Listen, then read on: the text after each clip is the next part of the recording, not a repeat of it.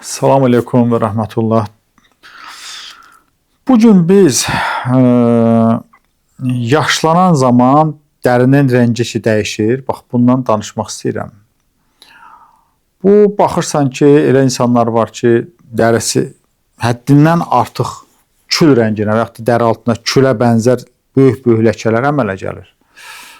Elə insanlar da var ki, yaşlanır, heç onlar olmur. Təbii bir şəkildə dəri formasındadır. Bu niyə olur? Bunu mən dəqiqləşdireyim sizə ki, bu niyə baş verir? Birinci növbədə. Daha çox siqaret çəkən insanlarda bu daha çox özünü göstərir. Yəni, siqaret çəkənlərdə o ləkələr daha çox görsənir. Bu birinci məsələ. Alkoqoldan çox istifadə edən insanlarda çox görsənir. Bu ikinci məsələ. Və daimi ev şəraitində olan insanlarda daha çox rast gəlir. Bu üçüncü məsələ. Məsələn, uzun müddət D vitaminindən əziyyət çəkən insanlarda görüblər ki, dəri altı ləkələr daha tez əmələ gəlir. Deməli, D vitamininin balansını düzəltmək lazımdır. Daimi olaraq qidasında normal vəziyyətdə saxlamaq lazımdır. Uzun müddət A və Y vitaminindən əziyyət çəkən insanlarda da dərisində dəri ləkələri daha tez əmələ gəlir. Ona görə də A vitamini ilə zəngin qidalardan qidalanmaq lazımdır. A vitamini ilə zəngin qidalanmalar eyni zamanda Y vitamini ilə də zəngin olur. Bunlar çox vaxt bir-birinə paralel olur. Məsələn, müxtəlif toxumlar, günəbaxan toxumu, araxis, sonra ləbləbilərin hamısında bunlar bol-bol var və bir də beta-karotin deyilən bir kökdür, balqabaqdır, soğundurdur, sonra çaytikanıdır. Ümumiyyətlə, sarı meyvələrdə sonra bizim yerli xurmadır, pırnıq da deyirlər. Bunlarda beta-karotinlər çox olur. Bax, bu beta-karotinlə bol-bol qidalanan insanlarda da baxıb görüblər ki, ləkələr az olur və yaxud da ki, olmur. Hətta görüblər ki, bol-bol beta-karotin istifadə edən insanların özündə belə ləkələr varsa, bir müddətdən sonra yavaş-yavaş nə olur? Yavaş-yavaş aradan qalxır. Bir də bədənin kollagenlərə olan tələbatı pozulanda ləkələr daha çox əmələ gəlir. Kollagen deməli ehtiyatı nədir? Bax, indi bizim insanlarımız heyvani mənşəli qidalardan çəkinir. Bəziləri olub vegan, bəziləri olub yəni özünü müasir dövrdə ət yeməyən bir insan bu dəqiqə kütləsi əsasən cavanlı insanlarda çoxalıb. Bax, bu insanlarda deməli biraz yaşlaşan kimin dəridə bir sönüklük və pozukluqlar əmələ gəlir və bu da özünü dəri ləkələrində göstərir. Çünki bizim dərimizin kollagenləri dağılır.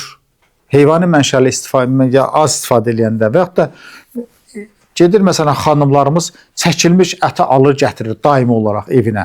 Çəkilmiş ətdən istifadə edir və yaxud da ki, tikə alır, tikədən istifadə edir. Heç sümük almır. Amma biz sümüklü yeməklər yeməliyik. Sümük qaynadılıb suyunu içməliyik. Qazanda sümük qaynamalıdır. Bax, sümük qaynatmağın müxtəlif yolları var. Mənim YouTube kanalımda da bunlar haqqında məlumat vermişəm. 4-5 kilogram sümük götürürsünüz, 10 litr su götürürsünüz. Bunu qarışdırın bir-birinə, qoyun bir gün yavaş-yavaş qaynasın. Belə pokkur-pokkur yox, yavaş-yavaş. Ondan sonra gözləyin, onu süzün. Üstünə yağ yığılacaq, yağını atın.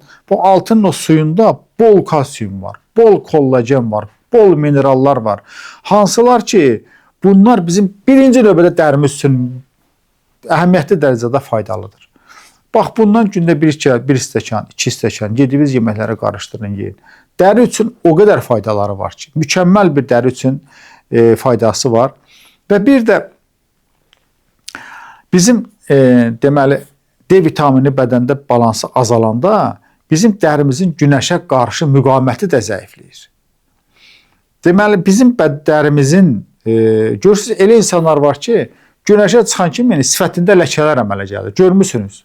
Bax, bu insanlarda artıq biz buna deyirik günəş allergiyası.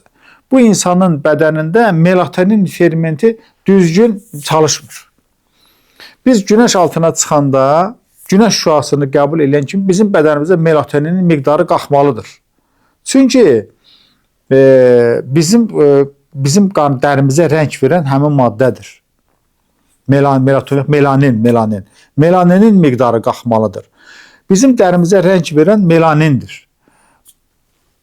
Nə qədər günəş bizim dərimizə çox düşərsə əgər və bu zaman dəridə melaninin miqdarı qalxır və günəş şüasının tərkibində olan D vitaminləri ultrabənövşəyi şüalardır. Oradan ultrabənövşəyi şüalar bizim bədənimizə keçdikcə bizim bədənimizdə D vitamininin miqdarı və sintezi çoxalır. Hətta bu o qədər yaxşı D vitaminidir ki, bu dayanıqlı bir D vitaminidir. Məsələn, biz xəstələrimizə D vitaminini yazırıq dərman kimi. Xəstə gedir, onlar alır, içir, D vitamini qalxır qaydasında gözəl. Amma onu saxlayandan sonra bir müddət sonra düşür. Amma biz ildə ən azından ildə deyəndə ki, məsələn, bir yazdan tutmuş payıza qədər mütəmadi olaraq günəşdə olarıqsa, mən deməm, hər gün günəşlənəyir. Ən azı günəş görəndə qorxmayaq.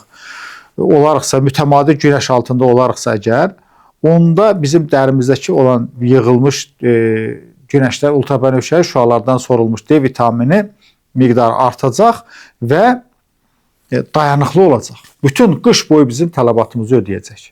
Ona görə də bu tip qidalanmaya, bu tip həyat tərzinə diqqət eləsək, bizdə nə olacaq? Dərimizdə müxtəlif mənşəli ləkələrin əmələ gəlməsi kütləsi azalacaq və bir də qidalanmamıza biz diqqət eləməliyik. Bəzi qidalar var ki, bunları uzun müddət, məsələn, şirniyyatlardır, fast foodlardır, bunlardan uzun müddət qidalananda bəzi toksin maddələri gəlir bizim dərimizin altına çökür və bunlar da dəri altı həm qan dövranını pozur və həm də dərinin görünüşünü zəiflədir, dəri sönmüş dəriyə oxşuyur. Bir də belə bir xəstəlik var, meksidema xəstəliyi. Bu zaman düzdür, dəridə ləkələr əmələ gəlmir, amma dəri ümumiyyətlə belə sönür, kül rəngini alır. Sönük bir rəng alır. Bu da hipotireoz xəstəliyi zamanı əmələ gəlir. Yəni, qalxanvari vəzinin çox zəif çalışması.